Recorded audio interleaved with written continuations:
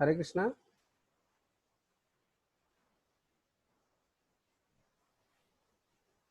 Mute तो नहीं, आवाज नहीं आ रहा।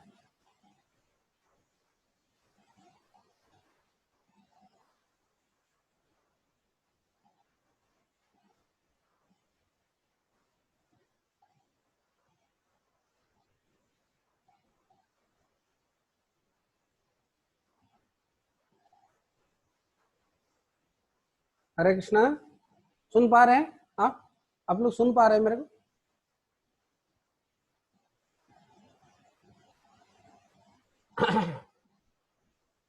ओके। हाँ, जितेंद्र प्रभु और मनीषा माता जी बोलिए। आपको प्रश्न का उत्तर मिला?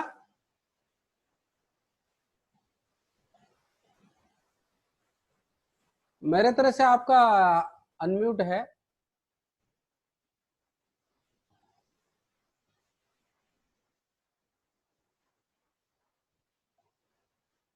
नहीं हो रहा है ना? ओके।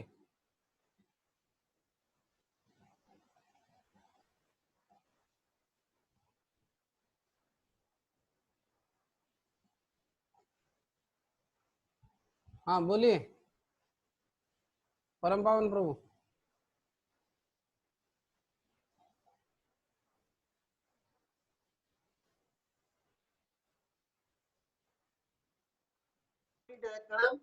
धन्यवाद, प्रणाम, बोलिए। प्रभु जी, जैसे यही क्वेश्चन था कि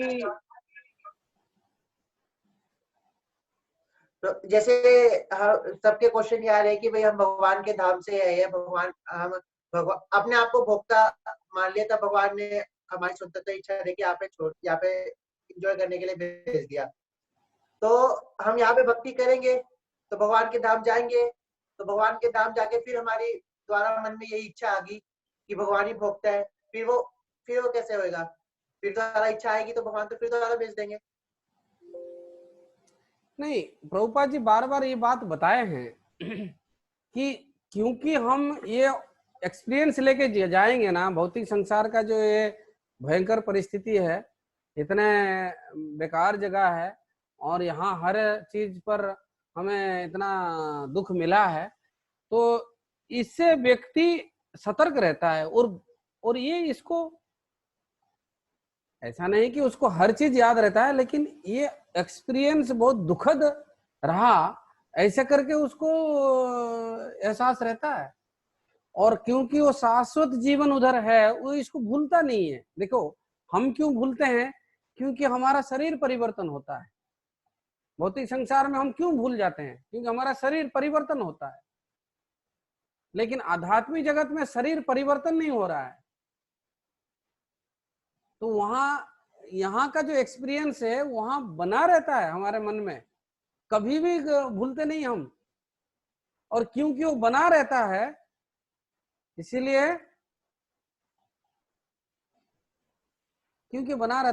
हम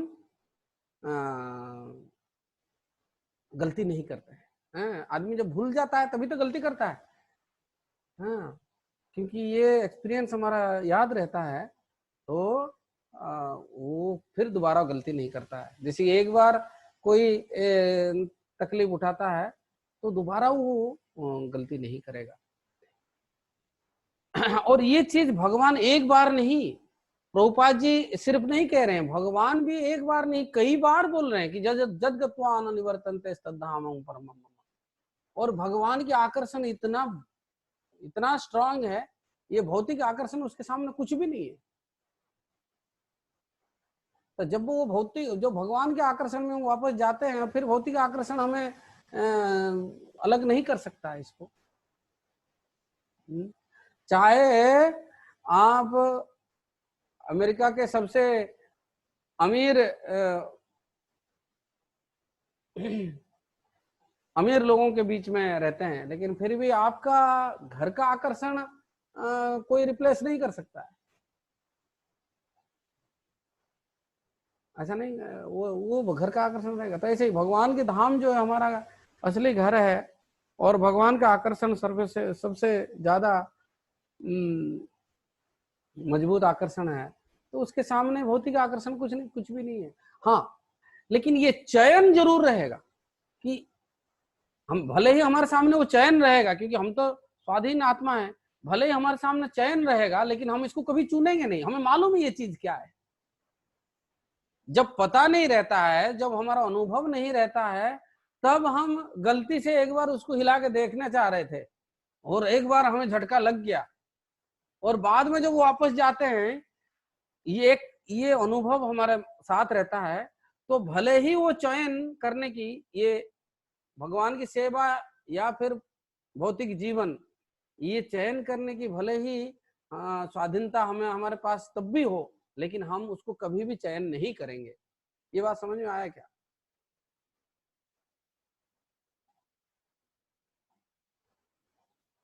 ये बात समझ में आया क्या? परम पावन प्रभु, पिताम्बर प्रभु,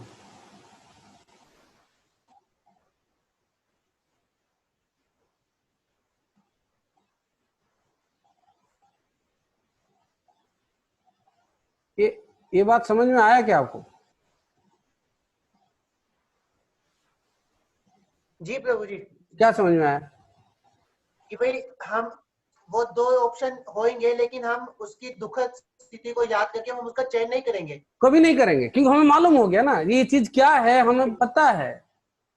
हाँ, जैसे प्रभुपाद जी का एग्जांपल देते, बचपन में उन्होंने उंगली डाली तो उन्होंने दोबारा उंगली नहीं डाली उसमें। हाँ, तो ये क्योंकि मालूम है, तो वो अनुभव उसका साथ है, तो ये चयन भले ही रहेगा, लेकिन कभी चुनेगा नहीं उसको। उल्टा इस पश्चाताप में वो रहेगा कि मैंने क्या गलती किया, कि कैसे भगवान की सेवा छोड़ करके कहाँ पहुंच गया मैं, टुंडला गांव में। ऐसे करके याद रहेगा कि कहाँ मैं पहुंच गया था, अरे बाप रे, कितनी मुश्किल जगह है। ऐसे ऐसे करके याद रहेगा। हाँ, तो फिर कभी भी नहीं चुनेगा उसको कि नहीं भाई ये बटन बहुत बेकार बटन है, इसको दबाना नहीं कभी। जैसे कि पता नहीं होता तो बच्चा क्या करता है ना, इधर एक बार दबा के देखता हूँ, उधर एक बार दबा के देखता हूँ, एक बार उधर दबाया और एक थप्पड़ खाया तो बोलेगा इसको कभी नहीं दबाना है, ऐसा। तो ये चीज, और भगवान ऐसा नहीं कि ये इस्कॉन वाले ऐसे समझा रहे हैं, कि भगवान कितने बार डायरेक्टली बोल रहे हैं, जो जदगत्वान अनिवर्तन्ते तद्धामम मामुपेत्य तो खुद कौनते पुनर्जन्म न विद्यते, ये बार बार जन्म नहीं होगा।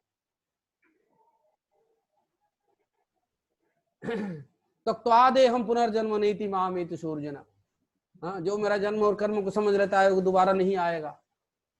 हाँ, और कितने बार भगवान बोल रहे हैं, कम से कम 20 बार बोले होंगे भगवद गीता के अंदर, बार बार बोल रहे हैं कि नहीं आओगे, नहीं आओगे, नहीं आओगे, तो हम क्यों सोचना है, भगवान के ऊपर विश्वास होना चाहिए। हाँ, और कैसे आए ये तो वहीं जाके समझ में आएगा कैसे आए। कुछ आचार्यगण समझाते हैं एक्चुअली हम नहीं आए हैं, हम एक सपना देख रहे हैं। एक्चुअली एक घड़ी के लिए जो है जीवात्मा सपना देख रहा है कि भगवान से अलग है, तब ये जन्म मृत्यु के चक्कर चल रहा है सपने के अंदर। और वो हमारे अनंत जीवन कट जाता है तो उधर एक क्षण होता है, तो दोबारा एक क्षण में फिर हम वापस भी आ जाएंगे, दोबारा एक क्षण में वापस भी आ जाएंगे। फिर अरे बाप रे क्या सपना था, वो कितना बेकार जगह में चले गए थे हम, ऐसे करके लगे। और कितना अरे मैं यही हूं ना, अच्छा अच्छा चलो मैं बच गया। जैसे हम ये बहुत बेकार सपना देखते हैं तो क्या होता है, सपना टूटने पर कैसा लगता है, अरे चलो यार मैं घर में ही हूं ना, चलो बाप रे क्या है, मैं किधर, अरे क्या सपने में क्या भयंकर सपना था, वो बहुत बेकार सपना था। हाँ, तो ये चीज हमें एहसास होगा।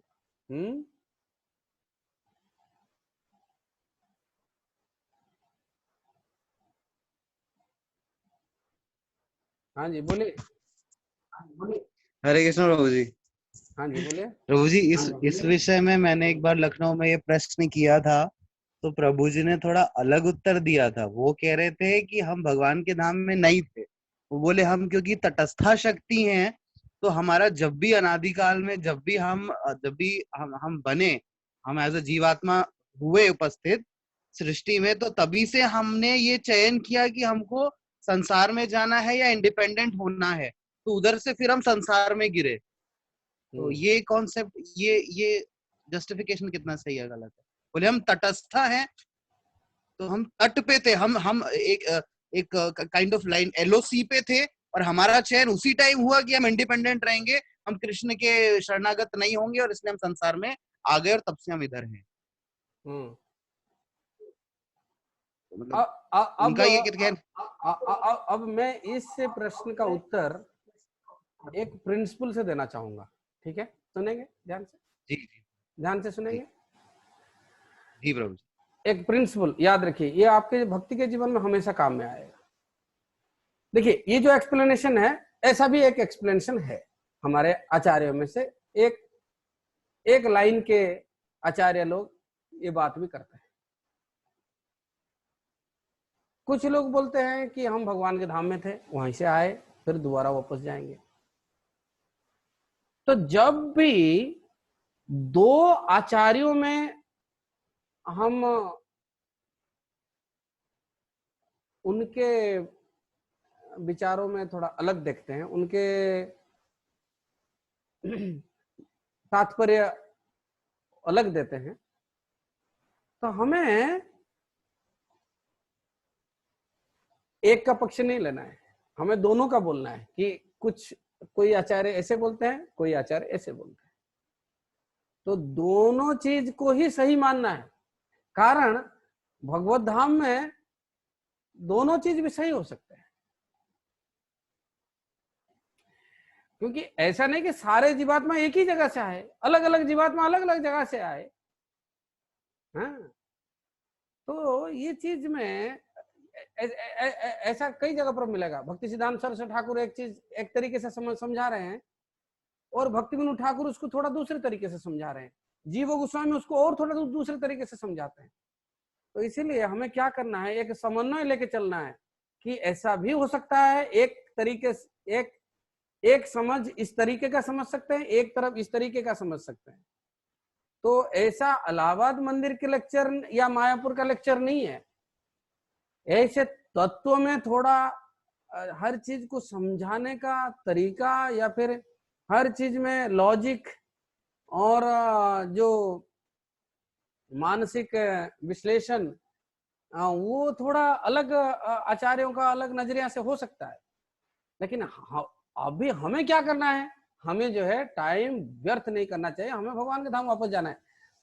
ये इसीलिए जीबीसी ने एक बहुत अच्छा किताब बनाया, ये आवर इटर्नल पोजीशन करके एक किताब ही बनाया। अगर आपको इंटरेस्ट है इस टॉपिक में, better you read that book.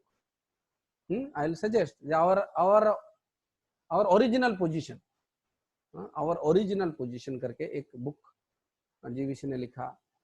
और क्योंकि कारण क्या है, इसमें ऐसे व्यवधान में अगर हम चले जाएंगे, ऐसे दोनों तथाकथित अलग थ्योरी में हम चले जाएंगे, तो हम अपराध कर बैठेंगे। अब आपको चुनना पड़ जाएगा, आप जीव गोस्वामी के साथ चलना चाहते हैं, भक्ति सिद्धांत सरस्वती ठाकुर के साथ चलना चाहते हैं, आप प्रभुपाद के साथ चलना चाहते हैं, भक्ति विनोद ठाकुर के साथ चलना चाहते हैं, आप तो बहुत कंफ्यूज हो जाएंगे। तो इसीलिए हमें क्या करना है, प्रभुपाद हमारा प्रतिष्ठित आचार्य हैं, प्रभुपाद की बुक्स में जो दिया गया है उसको हमें स्वीकार करना है। प्रभुपाद जी ऐसे बात करते हैं, 3-4 लाइन उनका स्पष्ट है कि हमने कभी ना कभी भगवान के सेवा छोड़ने के निर्णय लिया, हमने कभी ना कभी स्वतंत्र भोक्ता बनने की इच्छा किया, हम कभी ना कभी भगवान के साथ हम ईर्ष्या किया। अब ये क्यों किया, क्यों शब्द का जवाब मैं पहले ही बोला था, नहीं देना है। क्यों शब्द का ये तो पहले ही मैं क्लियर करके गया था कि सारी दुनिया में सारे प्रश्न का उत्तर है, लेकिन क्यों का उत्तर नहीं है। क्यों किया बता नहीं सकते। तो ऐसा करके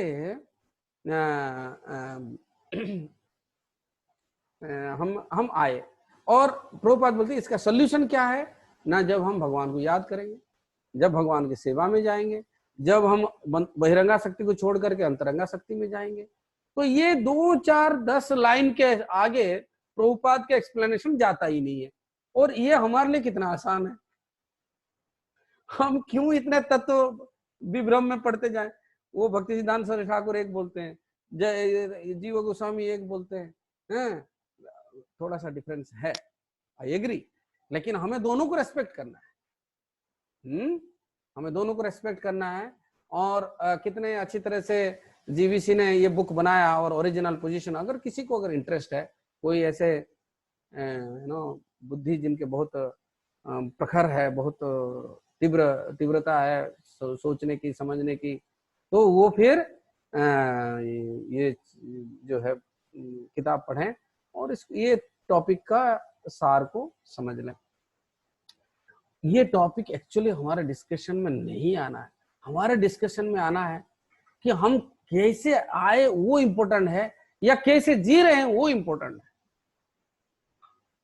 हम कैसे जो है सुबह से शाम तक ये जो है 6 अनर्थ जो है हमें चाबुक के ऊपर चाबुक मार रहे हैं, और हम मार खा रहे हैं और ये सोच रहे हैं हम कैसे आया,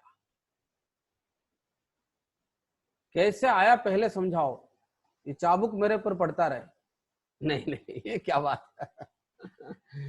ये इंद्रियां जो हमारे ऊपर कभी भी कामादिना कतिना कतिता फलिदा दूर निदेशा, रूप गोस्वामी बोलते हैं, मेरे भगवान ये जो काम क्रोध लोभ मोह मद और मात्सर्य का सेवा में जन्म जन्म करता रहा, और ये इसी आशा से करता रहा कि एक दिन ये मेरे ऊपर रहम करेंगे, एक दिन बोलेंगे बेटा तूने बहुत अच्छा सेवा किया है और तेरे को हमारे लिए मेहनत करने की कोई आवश्यकता नहीं।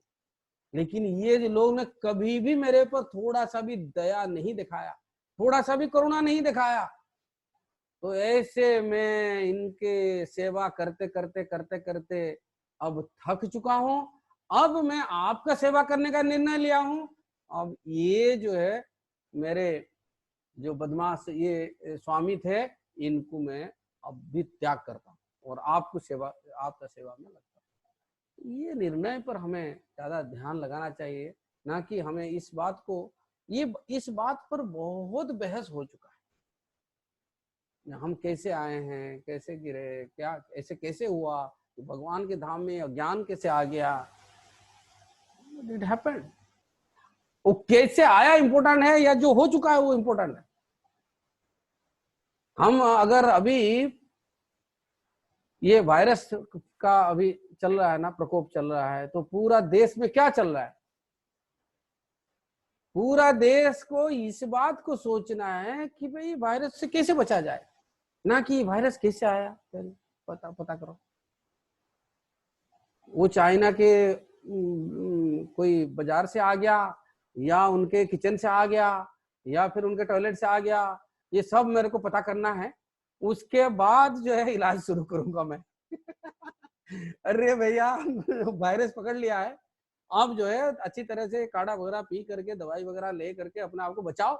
अब ये कहां से आया पता करेंगे पहले ठीक हो जाए। तो ये चीज पर हमें नहीं जाना है। ये चीज पर इस चीज को हमें अभी इमरजेंसी ये है कि आग, जैसे घर में आग लग गया है और घर जल रहा है, हम पहले 10 लोगों को बुला करके क्या बोल रहे, नहीं जलने दो, पहले पता करो किसने आग लगाया। ऐसे करते हैं क्या? कोई इसमें पानी नहीं डालेगा, आग ऐसे ही जलने दो, पहले ये तय करो किसने आग लगाया। ऐसे करते हैं क्या? पहले क्या करते हैं, आग बुझाओ बाद में देखेंगे कौन लगाया। कैसे आग लगा वो बाद में तय होगा, पहले ये तय करना है, पहले इसको बुझाना है। तो इसीलिए हमें ये और ये जो बात आप पूछ रहे हैं त्रिभंग प्रभु, आपको अगर इंटरेस्ट है, आप किसी के लेक्चर में मत जाइए, you read that book our original position. नहीं तो you respect all the theories that is spoken by our acharya. You have to respect, because नहीं तो फिर हम फंस जाएंगे अच्छी तरह से।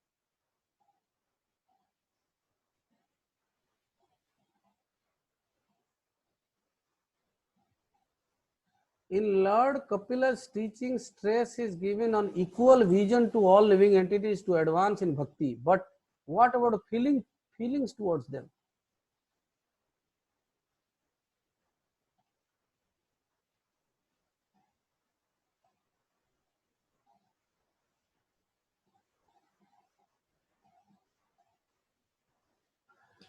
तो ये बोलते हैं विद्या विनय संपन्ने ब्राह्मणे गोभिहस्तिनि सुनी चैव सुपाके च पंडिता समदर्शिना। पंकज पूछ रहे हैं रोहतक से, बोले कि हम सबको समभाव से देखने की बात हो रही है, लेकिन फीलिंग्स क्या होगा? अरे सिंपली फीलिंग्स नहीं है, आपका व्यवहार क्या होगा वो भी सब डिफर करेगा। जैसे मान लीजिए हम सबको समान दृष्टि से देखेंगे, विद्या विनय संपन्न ब्राह्मण गोभिहस्तिनि, ब्राह्मण को, गाय को, हाथी को, चंडाल को, कुत्ते को आप समान दृष्टि में देख रहे हैं, इसका मतलब क्या है? कुत्ते को तो कुत्ते का खाना और ब्राह्मण का खाना समान है क्या? हाथी का खाना और ब्राह्मण का खाना समान है? आप अगर ये पांचों को आप घर बुलाते हैं तो हर व्यक्ति को उसके आहार के हिसाब से खाना देंगे ना, या हाथी का खाना ब्राह्मण को दे देंगे? बोला कि नहीं, पंडिता समदर्शिना, सबको समान दिया है। तो ऐसा नहीं है, हमें चेतना के विकास पर भी ध्यान देना है।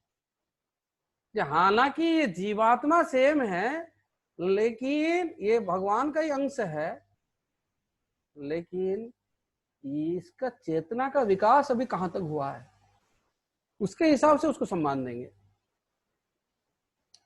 जैसे कि सब लोग देश के नागरिक हैं, लेकिन जो पंत प्रधान हैं, जो राष्ट्रपति हैं, जो आपके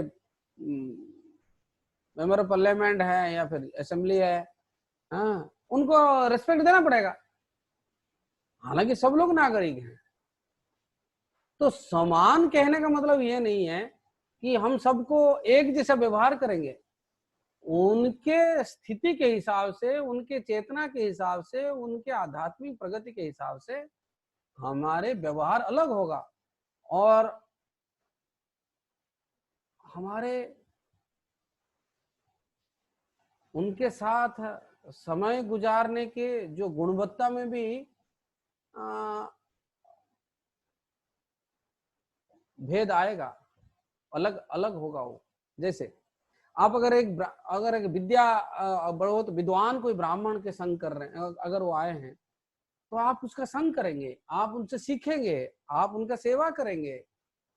लेकिन अगर कुत्ता आया है तो कुछ को क्या करेंगे, उसको खाना देंगे और बोलेंगे जा तू अपने रास्ते पर। और ऐसा नहीं कि कुत्ता को भी बोलेंगे नहीं नहीं नहीं, समदर्शी ने बोला है। तो अभी ब्राह्मण जी आए थे, उन्होंने खाना खाया, उसके बाद 1 घंटा मेरे को लेक्चर दिए, कुत्ता तुम्हें भी खाना खाओ और तुम भी मेरे को 1 घंटा लेक्चर दो। ऐसे होगा क्या? नहीं होगा। तो हमें, हालांकि आत्मा के हिसाब से सब लोग समान हैं, लेकिन उनके चेतना को देख करके हमें उनके व्यवहार करना पड़ेगा। ये तो चला गया कुत्ते और मानव में। भक्तों में भी रूप गोस्वामी कहते हैं जो कनिष्ठ भक्त है उसको हमें जो है उसको हमें उत्साह देना है, जो मध्यम अधिकारी है उनका साथ संग करना है, उनके साथ मिलकर के भक्ति करना है, और जो उत्तम अधिकारी है उनका संग करना है, उनका सेवा करना है, उनसे श्रवण करना है, उनसे सीखना है।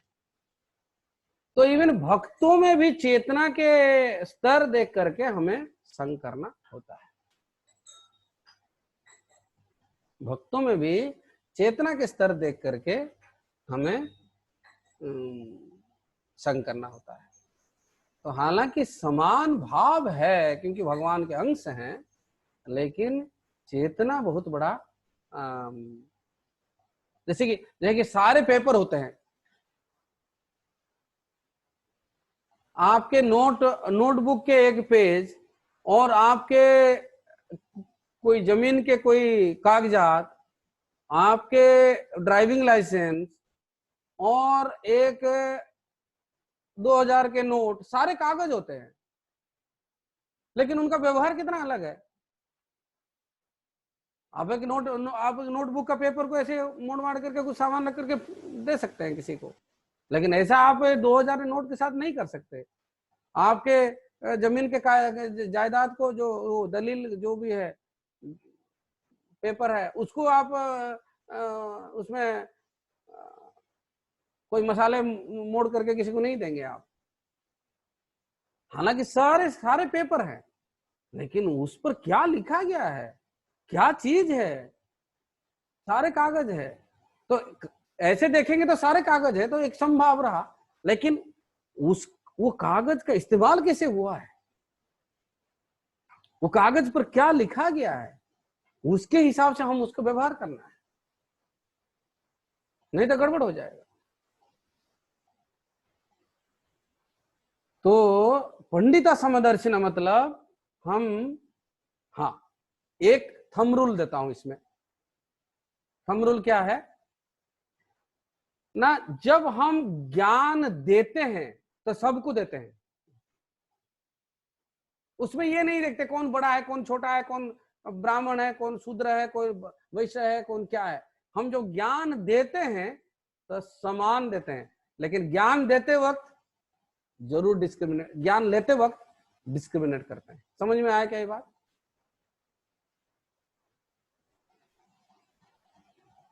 ये बात समझ में आया क्या पंकज जी? यस प्रभु। जब हम प्रचार करते हैं ना, तब ये नहीं देखते हैं कौन बड़ा है कौन छोटा है, सबको भगवान के ज्ञान देते हैं, संभाव करते हैं।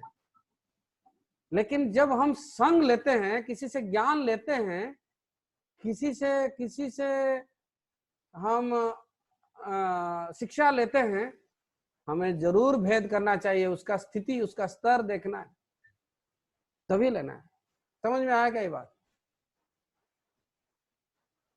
तो देते वक्त हम संभाव करते हैं, लेकिन लेते वक्त जरूर हम, जैसे कि आप प्रसाद बांट रहे हैं तो सबको बांटेंगे, कोई 4 नियमों का पालन कर रहा है नहीं कर रहा है, कोई चंडाल है कोई बदमाश है कोई दारूबाज है, आप सबको प्रसाद देते जाएंगे।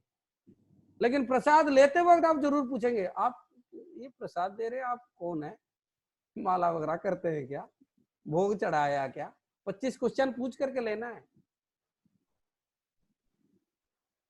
तो जब हम कुछ देते हैं तो संभाव रखना है, लेकिन लेते वक्त जरूर चुन के लेना है, वही चीज लेना है जो हमें फायदा करेगा। समझ में आया? ये बात क्लियर हुआ क्या सबको?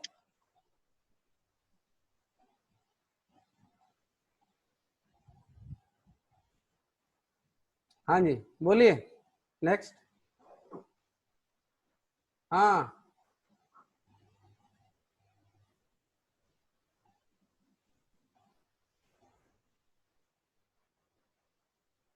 बोलिए चैतन्य जी। हरे कृष्ण मेरे धन्यवाद प्रणाम। धन्यवाद प्रणाम, बोलिए। क्वेश्चन रोजी मेरा ये क्वेश्चन था कि कोई भी सन्यासी भक्त गुरु के स्तर पे कैसे आता है?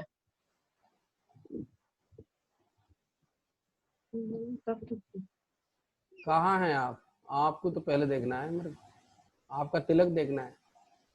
हाँ प्रभु जी। कहाँ है तिलक आपका? आप ही नहीं तो आपका तिलक मेरे को तो दिखाई नहीं पड़ रहा। या तिलक नहीं करके वीडियो बंद कर दिए क्या?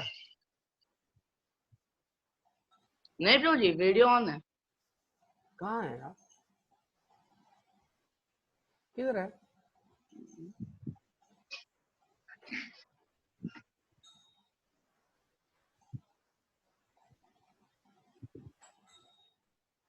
हाँ वीडियो में भी अब आ गया। हाँ देखता हूँ पहले आपका तिलक कहाँ है। अरे तिलक है, कंठी माला किधर है? दिखाई पड़ रहा है? दिखाई नहीं दे रहा मेरे को। कंठी माला कहाँ है? कहाँ है कंठी?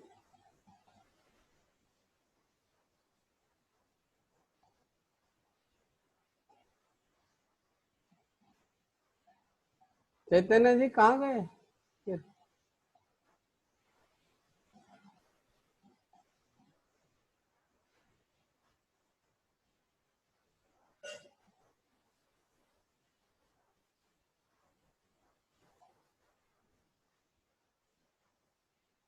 हाँ,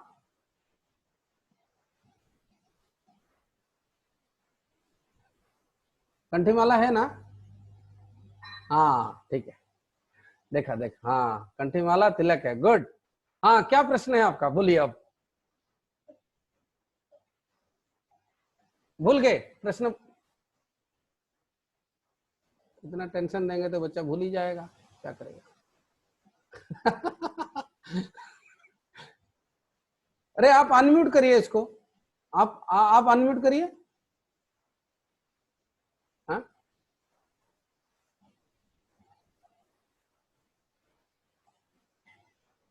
अनम्यूट करिए, अनम्यूट करिए आप।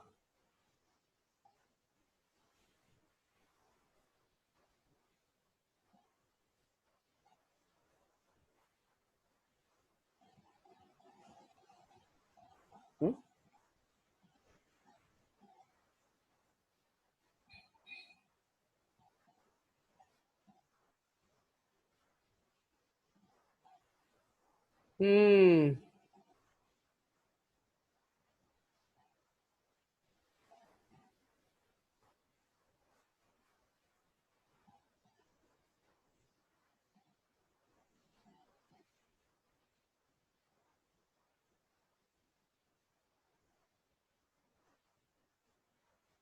हाँ जी, बोलिए।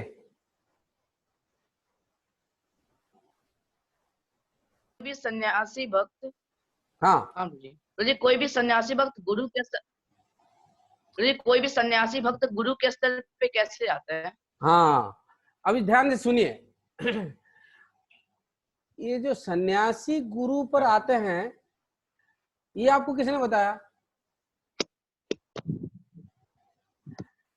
भाई गृहस्थ, गृहस्थ भी गुरु होते हैं, ब्रह्मचारी भी गुरु होते हैं, ये कोई जरूरी नहीं है। मुझे मन में प्रश्न आया था। हाँ, ये देखिए, सन्यासी एक आश्रम है, और गुरु एक आत्म तत्वविद व्यक्ति है। वो कोई भी आश्रम में हो सकता है। हमारे इस्कॉन में ब्रह्मचारी भी गुरु हैं, गृहस्थ भी गुरु हैं, जो अब परिवार के साथ रहते हैं लेकिन वो गुरु हैं, और सन्यासी भी गुरु हैं। तो सन्यासी क्या है ना, ये सर्वोच्च आश्रम है।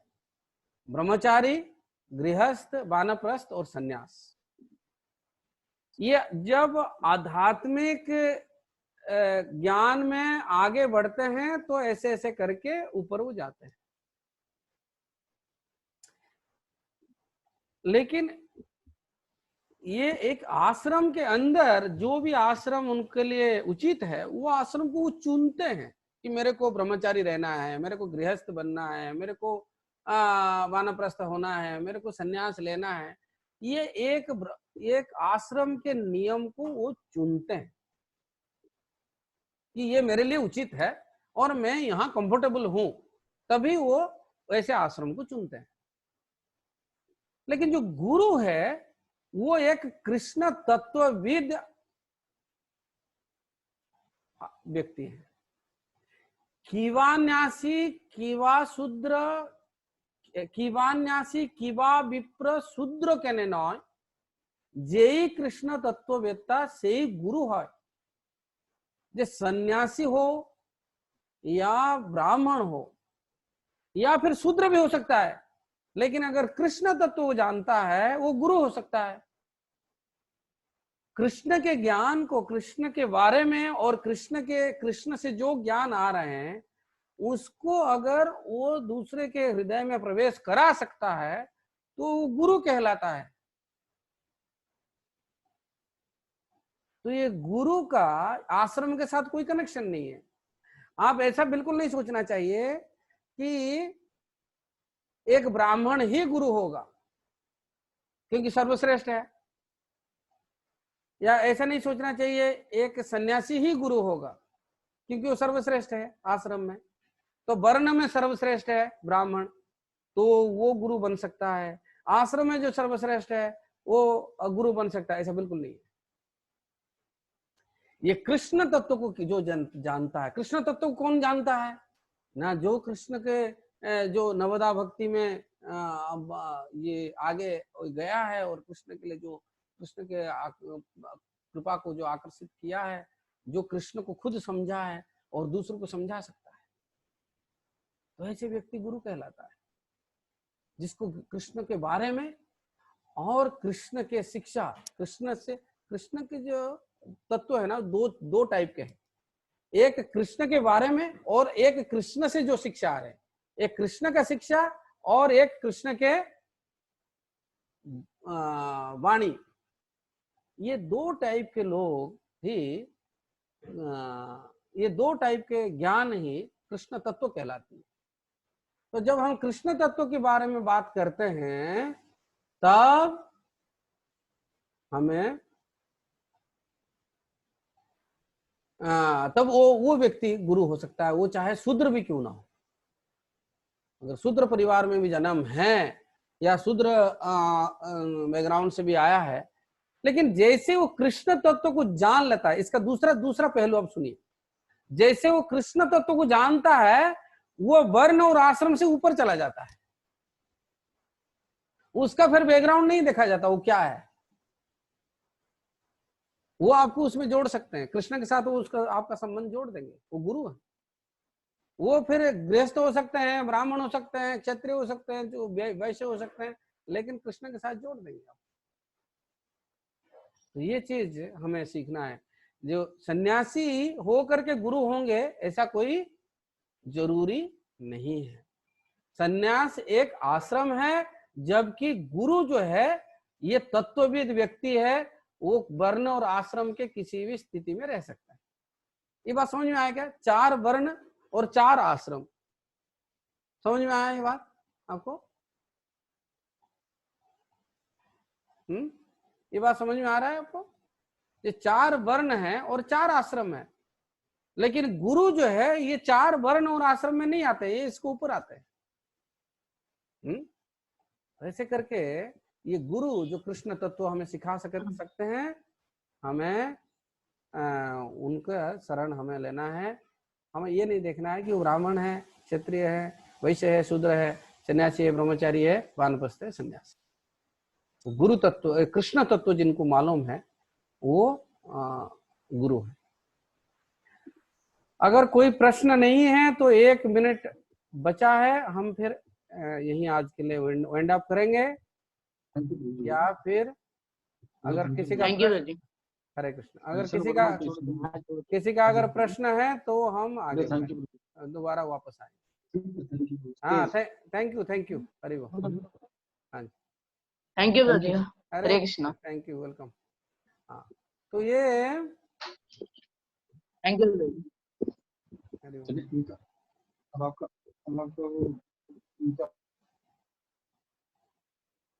तो अगर कोई प्रश्न नहीं है तो हम आज का ये कार्यक्रम यही समाप्त करते हैं। वांछा कल्पतरुभ्यश्च कृपा सिन्धुभ्येव च पतितानां पावनेभ्यो वैष्णवेभ्यो नमो नमः।